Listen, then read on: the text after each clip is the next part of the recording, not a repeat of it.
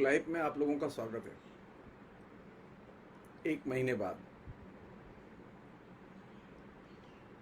एक महीना पहले जब मैंने अफगानिस्तान में अमेरिकी सेना की वापसी और उसके प्रभाव के संदर्भ में जब प्रोग्राम किया था, तो उसके बाद अचानक फेसबुक ने एक महीने के लिए बंद कर दिया, जिसका कि मैंने कारण फेसबुक पर लिखा भी है। लेकिन सबसे दिलचस्प चीज़ यह है कि काम रुकता नहीं, जैसा कि सोशल मीडिया की ब्यूटी है। आज हम लोगों ने बातचीत का विषय रखा है कि जो न्यायपालिका है, उस न्यायपालिका के प्रति मोदी सरकार का रवैया क्या है।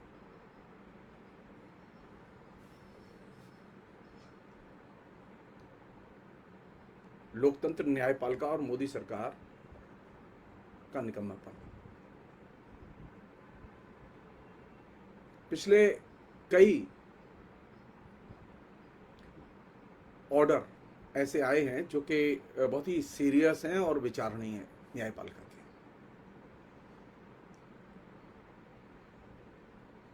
जिन लोगों की थोड़ी बहुत भी राजनीति में दिलचस्पी है, वे समझ सकते हैं कि इस समय न्यायपालिका सबसे ज़्यादा डिस्टर्ब है। जैसे हमारे हिंदुस्तान के नागरिक डिस्टर्ब हैं, उस तरह मोदी सरकार के रवैये से, उसके काम करने की पद्धति से न्यायपालिका सबसे ज़्यादा डिस्टर्ब है।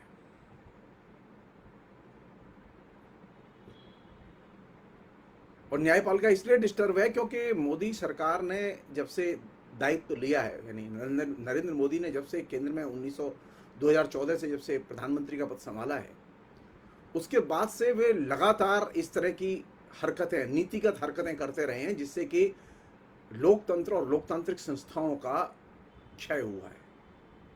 और ये बहुत गंभीर घटना है। और स्थिति इतनी बदतर हो चुकी है कि अब सबके सिर से पानी गुजर चुका है।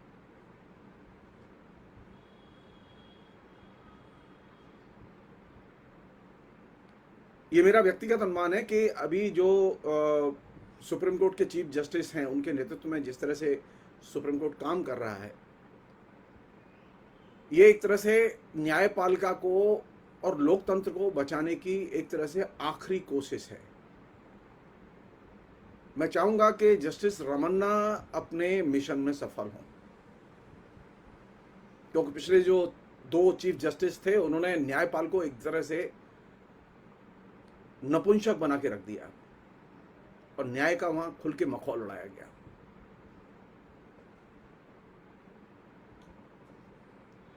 एक तो चीफ जस्टिस ने सीधे सीधे बीजेपी की तरफ से राष्ट्रपति के द्वारा नॉमिनेशन ही एक्सेप्ट कर लिया राज्यसभा का, जो कि सीधे सीधे संवैधानिक जो क्राइटेरिया है उसका उल्लंघन है। और अब जो पेगासस जासूसी उपकरण के जरिए जो जासूसी हुई, उसके जो डिटेल्स आ रहे हैं धीरे धीरे, अभी तो खाली सूचनाएं आ रही हैं किस किस का मोबाइल नंबर पेगासस जासूसी लिस्ट में था। उसमें जजों के भी नाम है, उसमें सुप्रीम कोर्ट में काम करने वाले जो उच्च पदस्थ अधिकारी हैं उनके भी नाम है, उसमें सुप्रीम कोर्ट के अनेक वकीलों के नाम है, सीनियर लॉयर्स के नाम है। उनमें उन वकीलों के भी नाम है जो कि मोदी के लिए काम करते रहे।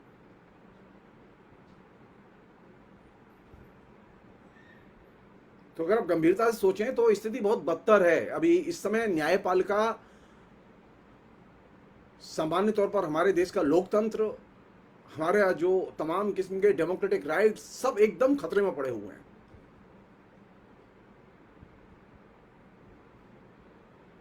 मैं लगातार इस बात को कहता रहा हूं कि मैं फिर रिपीट कर रहा हूं, नरेंद्र मोदी की प्रयोग स्थली जम्मू कश्मीर है। नरेंद्र मोदी ने जिस तरह से जम्मू कश्मीर को पैरालाइज करके डिसमेंटल किया, ये मॉडल है हिंदुस्तान के पूरे डेमोक्रेटिक सिस्टम को डिसमेंटल करने का।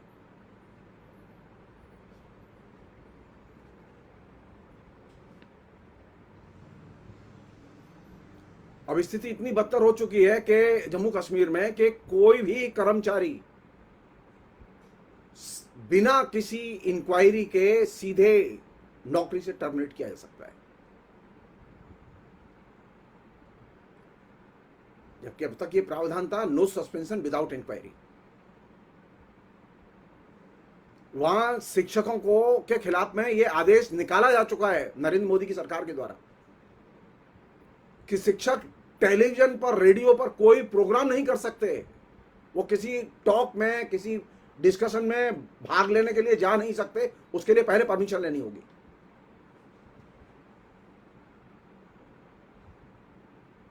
जम्मू कश्मीर भारत का ही हिस्सा है, लेकिन जम्मू कश्मीर के नागरिकों के लिए, कश्मीर के नागरिकों के लिए सीधे सीधे कह दिया गया है कि आप कभी भी किसी भी कार्यक्रम में भाग नहीं ले सकते रेडियो टेलीविजन के।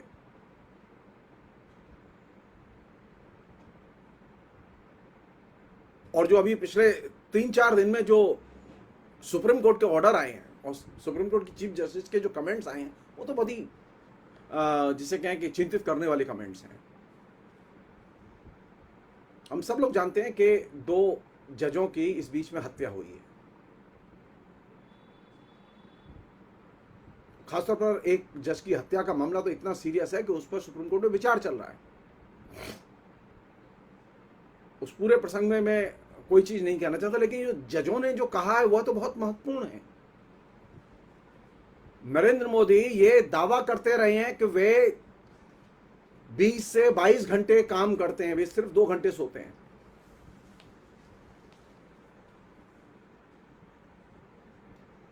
जबकि हम लगातार फेसबुक लाइव के जरिए ये बात कहते रहे कि नरेंद्र मोदी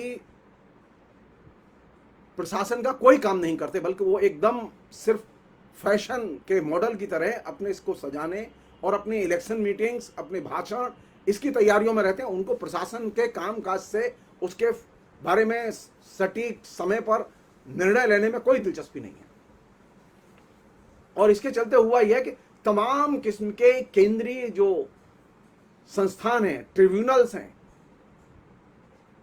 वे एकदम निष्क्रिय कर दिए गए।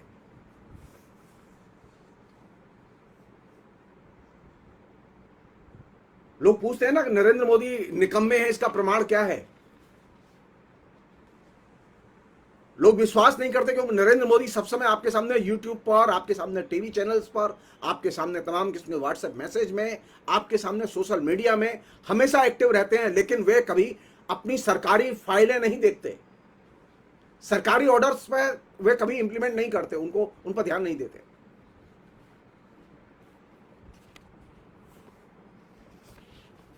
और इस प्रसंग में मैं एक बहुत ही महत्वपूर्ण चीज जो सामने आई है वो मैं पहले शेयर करना चाहता हूं।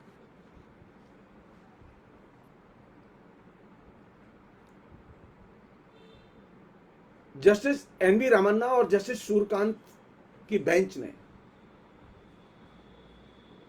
जस्टिस रामन्ना हमारे मुख्य न्यायाधीश हैं, इस बेंच ने एक बहुत महत्वपूर्ण ऑर्डर दिया है और उस ऑर्डर में बहुत महत्वपूर्ण तथ्य उद्घाटित किए।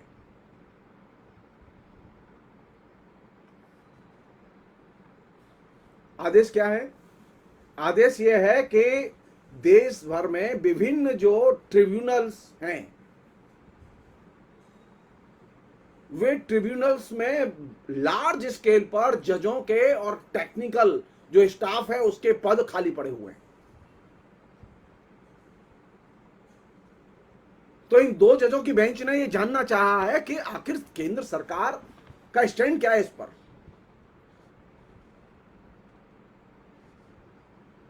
जो लोग ये ढोल पीटते हैं कि नरेंद्र मोदी काम कर रहे हैं और नरेंद्र मोदी सब काम समय पर करते हैं, उनके लिए ये सूचनाएं बहुत जरूरी सूचनाएं उनके कैंपेन के खिलाफ।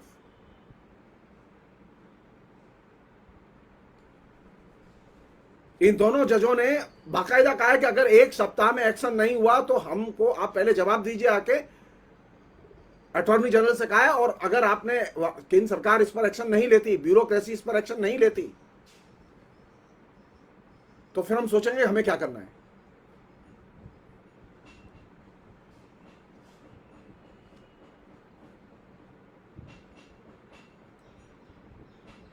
उन्होंने बहुत ही इंपॉर्टेंट ऑब्जर्वेशन है जो चीफ जस्टिस ने कहा है, वो ये कि उन्होंने कहा कि हमें संदेह है कि कुछ लॉबी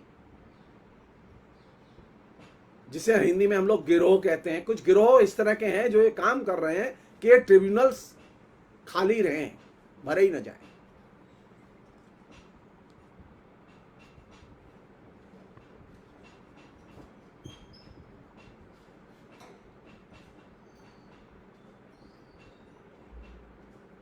और जहां खुद मतलब जिनकी ट्रिब्यूनल्स की पोस्ट भरे जाने की रिकमेंडेशंस सिलेक्शन कमेटी ने रिकमेंड करके भेज दिया केंद्र सरकार के पास में, लेकिन केंद्र सरकार को 2019 से लेके अब तक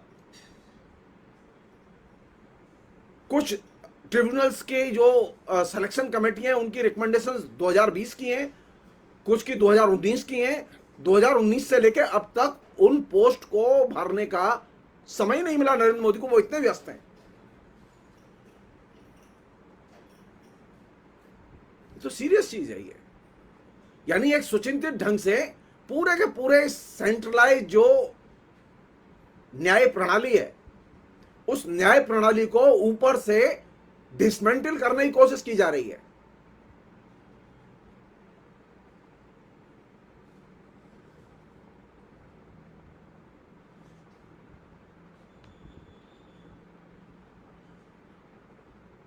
अब मैं जहां पद खाली है मैं उनकी लिस्ट बताना चाहता हूं आपको, बहुत ही जरूरी लिस्ट है वो। उससे इस एटीट्यूड का अंदाजा लगेगा कि ये नरेंद्र मोदी की सरकार किस तरह से निकम्मेपन की शिकार है और वह किस तरह से सारे देश से झूठ बोलते हैं वो लोग कि वो काम कर रहे हैं।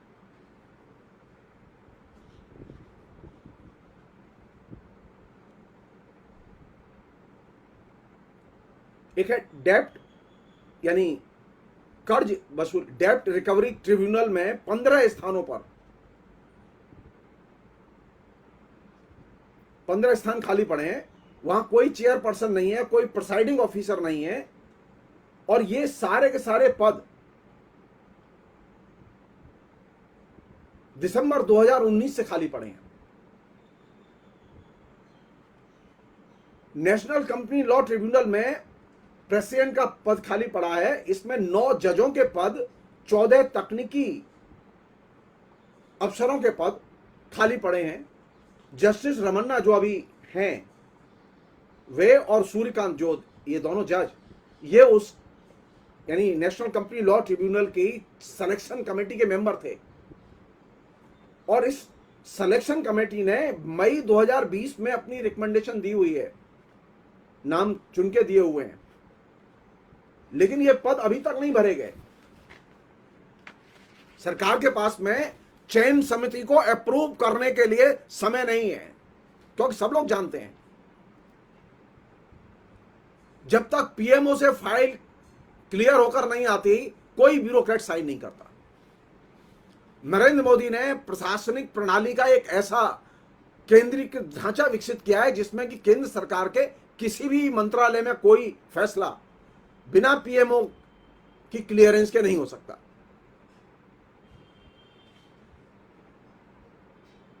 उसी तरह national consumer dispute redressal commission में 3 तकनीकी सदस्यों के पद खाली पड़े हैं। चयन समिति में जस्टिस चंद्रचूड़ थे और 24 जून 2020 को इसकी रिकमेंडेशन जा चुकी है।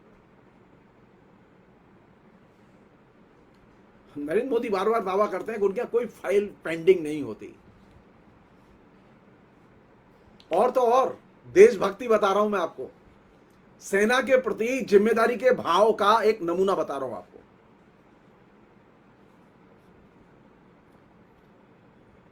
सेना में आर्म्स फोर्स ट्रिब्यूनल है, उसमें 15 जजों के पोस्ट खाली पड़ी हैं। इसके अलावा कुछ टेक्निकल स्टाफ की पोस्ट भी खाली पड़ी हैं। 2020 से उन पदों को भरे जाने के लिए चयन समिति की सिफारिशें गई हुई हैं, लेकिन अभी तक वो पोस्ट नहीं भरी गई। और सुप्रीम कोर्ट के जस्टिस खनवलकर उस चयन समिति के मेंबर थे। अब आप सोचिए, जिन चयन समितियों में चीफ जस्टिस हो, सुप्रीम कोर्ट के जस्टिस हो, उन कमेटियों की चयन समिति की रिकमेंडेशंस को केंद्र सरकार ठंडे बस्ते में डाल दे।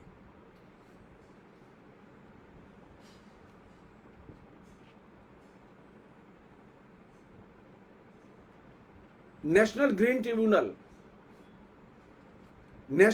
ट्रिब्यूनल में 14 जजों के पोस्ट खाली पड़े हैं, 16 टेक्निकल स्टाफ के पद खाली पड़े हैं और चयन समिति की सिफारिशें कई महीने पहले जा चुकी हैं, लेकिन अभी तक लागू नहीं हुई। उसी तरह सब लोग जानते हैं कि रेलवे में जो हालत है, आपका कोई प्रॉब्लम हो, आपका सामान फंस जाए, कुछ हो जाए, आपको कुछ क्लेम करना हो, तो रेलवे क्लेम बोर्ड है। तो रेलवे क्लेम बोर्ड में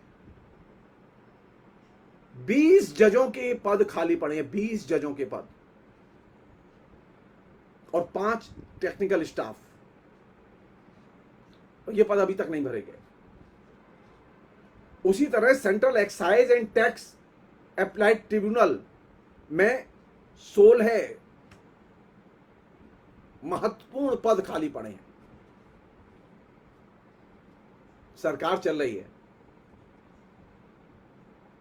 अब आप सोचिए कि जब इतने सेंट्रल लेवल के जो ट्रिब्यूनल हैं जिन्हें केंद्र सरकार चलाती है, उन सेंट्रल लेवल के ट्रिब्यूनल्स को जो कि देश भर में फैले हुए हैं, उनमें जब जजों की नियुक्ति ही नहीं होगी तो वहां केसों का निपटारा कैसे होगा?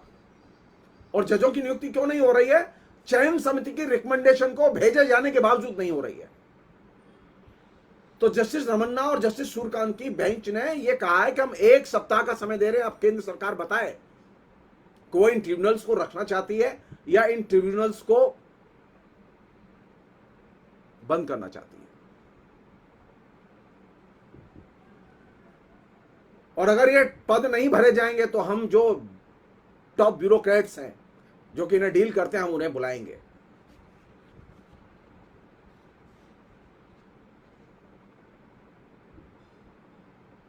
यानी पूरे देश में एक सुनियोजित ढंग से पूरे के पूरे सिस्टम को अधमरा करने की सुचिंतित ढंग से एक प्लानिंग चल रही है।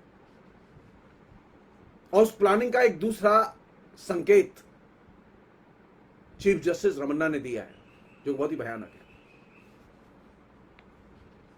जब धनबाद के जिला सत्र न्यायाधीश की हत्या का मामला सुप्रीम कोर्ट में सुनवाई के दौरान आया, तो वहां के झारखंड के जो अटॉर्नी जनरल थे, उन्होंने कहा कि साहब हमने तो जांच का मामला जो है सीबीआई को सुपुर्द कर दिया है।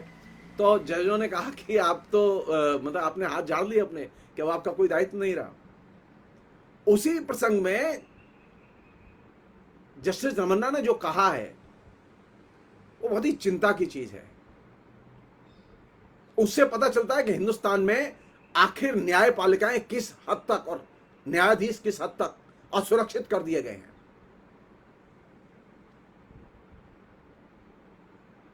चीफ जस्टिस रमन्ना ने कहा कि हम दुख के साथ कह रहे हैं इस बात को कि सीबीआई और आईबी तो जजों की शिकायतों पर कोई एक्शन नहीं लेती, उनकी अवहेलना करती है। अब सोचिए, सीबीआई जजों के रिक्वेस्ट पर अगर ध्यान न दे, जजों की शिकायत पर ध्यान न दे, तो सीबीआई के सामने अब आप सोचिए सीबीआई का किस हद तक दुरुपयोग हो सकता है।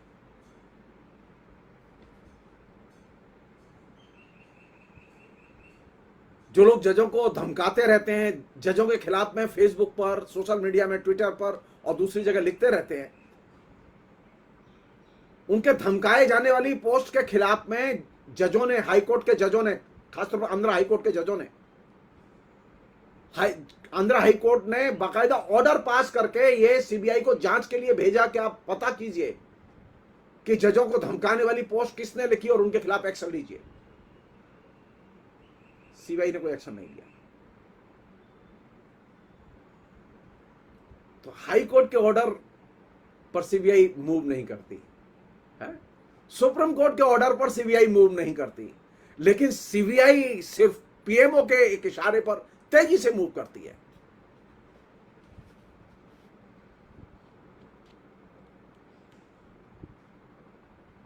और पूरे देश में एक प्रेशर टैक्टिक्स चल रही है। कि जजों के खिलाफ में एक ऐसा माहौल बनाया जाए जिससे जज दबाव में रहें। जस्टिस रमन्ना ने सही रेखांकित किया है कि अगर मनवांछित जजमेंट नहीं आते तो जजों के खिलाफ में एक तरह से कैंपेन शुरू हो जाता है।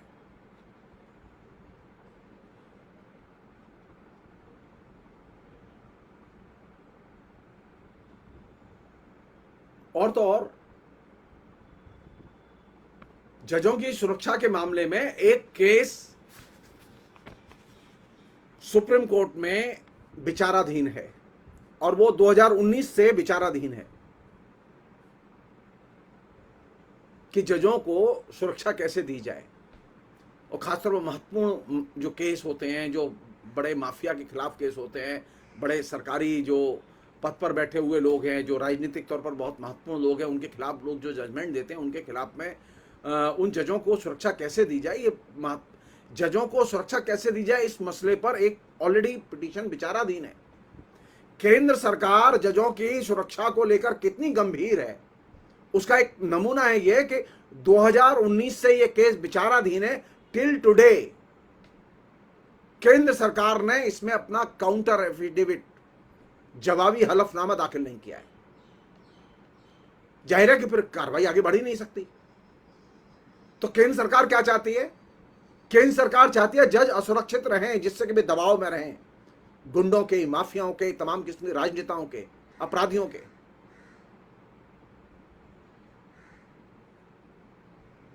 कायदे से होना यह चाहिए था कि सबसे पहले इसका एफिडेविट दाखिल किया जाना चाहिए था। और केंद्र सरकार सुप्रीम कोर्ट से यह कहती कि हुजूर आप जो उचित समझे आप आदेश दीजिए, हम उसका पालन करेंगे। लेकिन हो उल्टा रहा है। तो नरेंद्र मोदी की सरकार में पिछले 7 साल में स्थिति इस कदर बदतर हुई है कि सेंट्रल जो गवर्नमेंट के अंदर चलने वाले जो विभिन्न राष्ट्रीय स्तर पर फैले हुए जो राष्ट्रीय ट्रिब्यूनल्स हैं, प्राधिकरण हैं, वे प्राधिकरण अधिकतर डिफंक्ट पड़े हुए हैं, निष्क्रिय पड़े हुए हैं।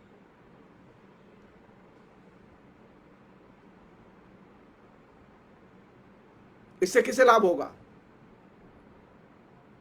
जो निहित स्वार्थी लोग हैं और जो निहित स्वार्थी लोग राज सत्ता के साथ जुड़े हुए हैं, उन लोगों को सबसे अधिक लाभ होगा इससे।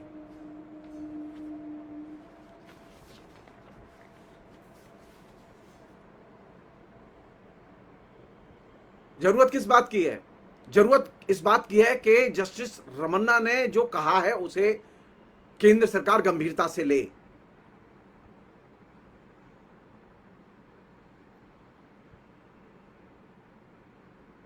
और जो ट्रिब्यूनल पूरे देश में विभिन्न जिनके पद, जजों से लेकर टेक्निकल स्टाफ के पद उनके खाली पड़े हैं, उनको तुरंत भरे।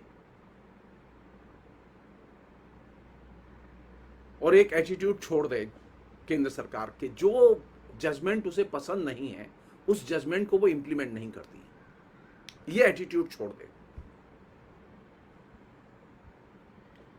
सुप्रीम कोर्ट के जो ऑर्डर हैं वो इन टोटो इंप्लीमेंट किए जाने चाहिए।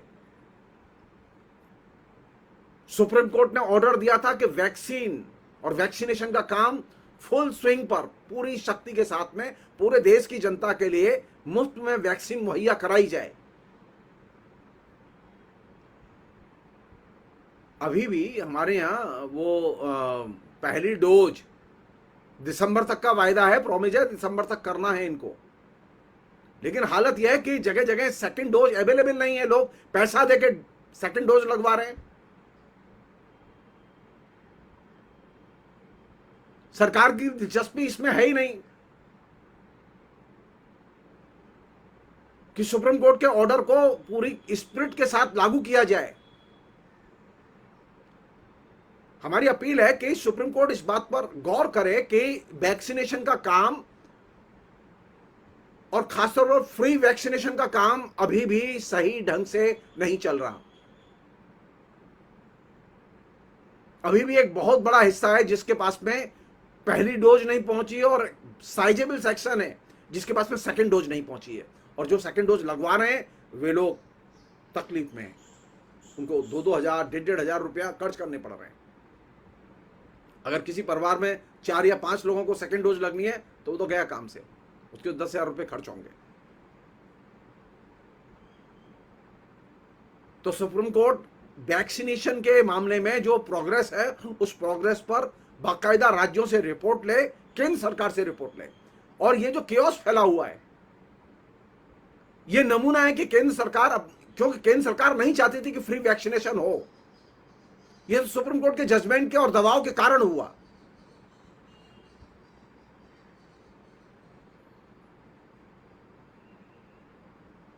तो अभी न्यायपालिका के सामने सबसे बड़ा संकट यह है कि न्यायपालिका अपने आदेशों को सख्ती से लागू कराने के लिए लगातार प्रेशर क्रिएट करे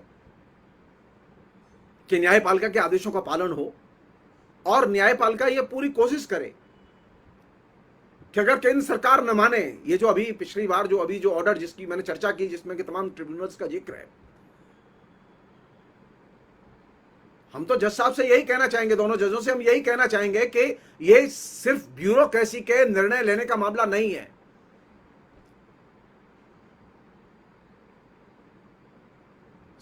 केंद्र सरकार की पूरी कार्यप्रणाली इस तरह की बनाई गई है जिसमें कि सारे फैसले पीएमओ में लिए जाते हैं। अगर ये सिर्फ अधिकारियों को फैसले लेने होते, संबंधित मंत्रालय के अधिकारियों को फैसले लेने होते, तो ये चयन समितियों की रिकमेंडेशंस कभी की लागू हो जाती। इसमें एक लार्जर क्वेश्चन, एक बहुत बड़ा प्रश्न निहित है कि हमारे यहां निर्णय लेने की जो प्रणाली है उसका केंद्रीकरण कर दिया गया है, जिसके कि डिसेंट्रलाइजेशन की सख्त जरूरत है।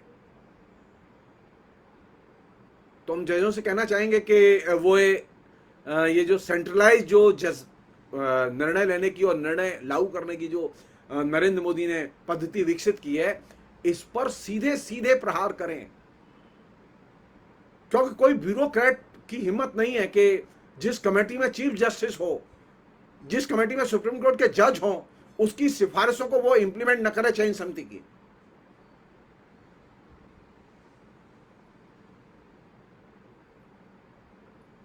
ये जो जजों के तमाम किस्म के ट्रिब्यूनल्स की जो रिकमेंडेशंस, चयन समिति की रिकमेंडेशंस जो लागू नहीं हो पाई हैं, उसका एक बड़ा कारण है पॉलिटिकल डिसीजन है।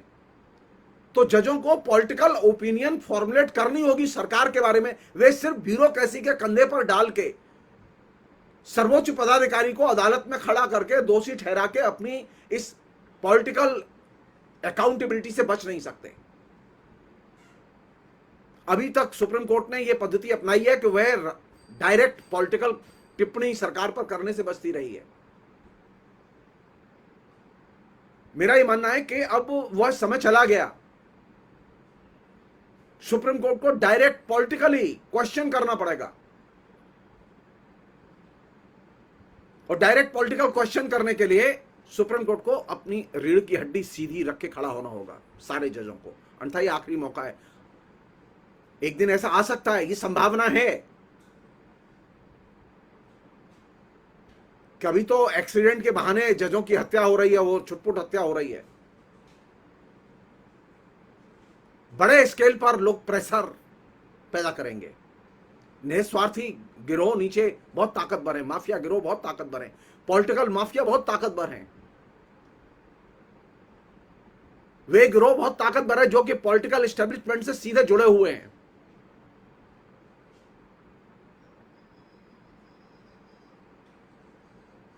कहने का आशय है कि जज की राय एक राजनीतिक राय भी होती है, उसे प्रच्छन्न राजनीतिक राय नहीं होना चाहिए। जब तक जज सीधे नहीं बोलेंगे, यह पता किया जाना चाहिए ट्रिब्यूनल किस मंत्रालय के तहत है और वो फाइल कहां है, फाइल कहां रुकी, चयन समिति की सिफारिशें किसने रोकी, वो फाइल कहां कहां भेजी गई, वो फाइलें मंगाई जानी चाहिए, उनकी नोटिस मंगाई जानी चाहिए।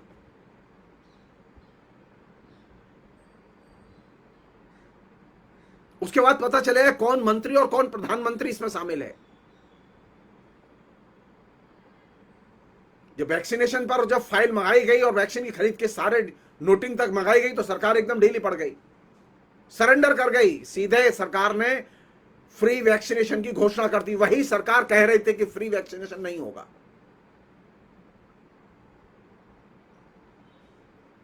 तो ये जो विभिन्न ट्रिब्यूनल्स के अपॉइंटमेंट की जो रिकमेंडेशंस भेजी गई हैं चयन समितियों के द्वारा, उनकी फाइल विद नोटिंग, वो कहां भेजी गई, कब भेजी गई, उन पर एक्शन क्यों नहीं हुआ, उनके डिटेल्स अदालत में मंगाई जानी चाहिए। और उसका राजनीतिक मूल्यांकन होना चाहिए, सिर्फ कानूनी मूल्यांकन ही पर्याप्त नहीं है।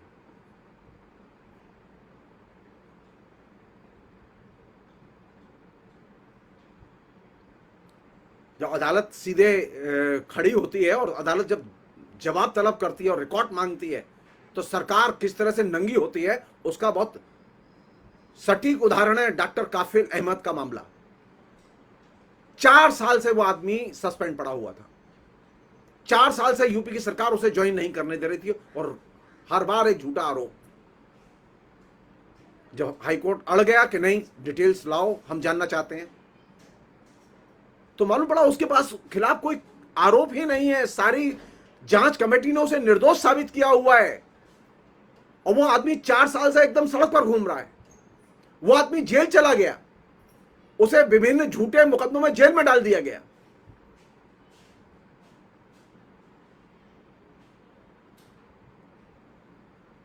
तो ये जिम्मेदारी है अदालत की कि वह एकदम तन के खड़ी हो।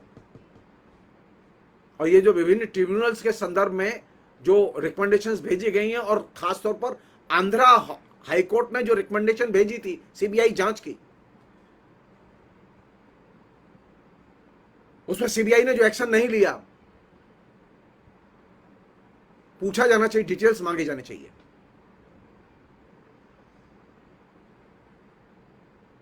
चीफ जस्टिस साहब, अफसोस जाहिर करने से कुछ नहीं होगा। वो आपकी एक स्टाइल है कि आप वो डायरेक्ट कन्फ्रंटेशन में नहीं जाना चाहते, लेकिन आप मजबूर हैं कन्फ्रंटेशन में जाने के लिए, क्योंकि नरेंद्र मोदी अपनी आदत से लाचार हैं, वह काम नहीं करेंगे। आपके सुप्रीम कोर्ट के फैसले हिंदुस्तान के लोकतंत्र के लिए एक तरह से संजीवनी बूटी की तरह हैं। ये सरकार हर एक पर दबाव पैदा कर रही है। सब लोग जानते हैं कि जो जस्टिस रमन्ना है, जस्टिस रमन्ना का चरित्र एकदम बेदाग है, वो किसी से डरते नहीं है। वो एक जमाने में बहुत अच्छे ह्यूमन राइट्स एक्टिविस्ट भी रहे हैं, तो वो उसकी पेचीदगी भी जानते हैं, उसकी लड़ाई का तरीका भी जानते हैं।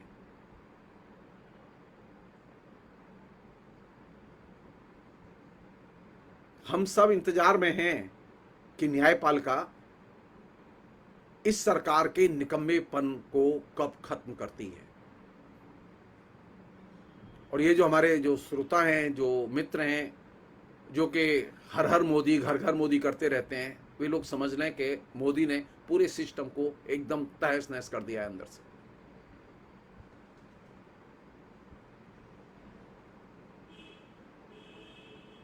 डॉक्टर काफिल अहमद का केस और विभिन्न ट्रिब्यूनल्स में जो रिकमेंडेशंस गई हुई हैं सिलेक्शन कमेटी की, उनको लागू न करना, ये 2 बहुत बड़े उदाहरण हैं कि कैसे पूरी की पूरी न्यायपालिका को, कैसे के पूरे नागरिक के अधिकारों को नष्ट किया जा सकता है, कुचला जा सकता है।